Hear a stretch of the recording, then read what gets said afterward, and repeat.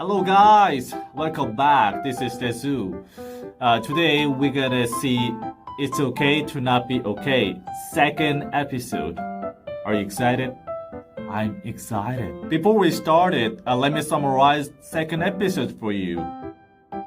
Whenever Suhyun sees Yeji, she reminds him a girl he met when he was young. At the same time, Yeji begins to have a strong feeling, like a strong attraction to Suhyun, but Suhyun tries to avoid it. Meanwhile, Suhyun decided to go down to his hometown for treatment his brother's trauma. That's it.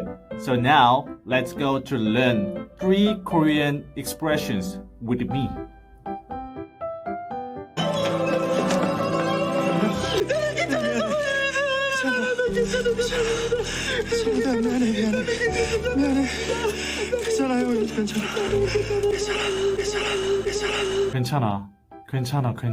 괜찮아 means it's okay.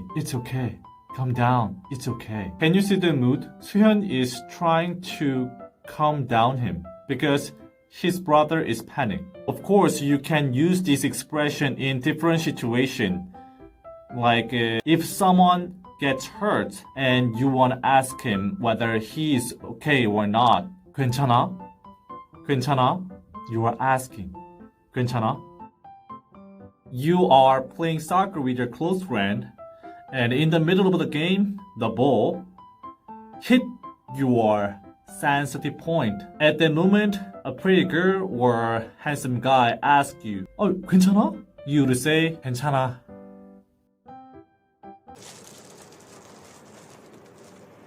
그래 수고했어. 그동안 일당백이었는데 아쉽네. 수고했어 means you did a great job, great work. This expression is commonly used after hard working. Your friend was struggling to meet the deadline and finally he finished on time. In this situation, you can say to your friend, 수고했어. You did a great job.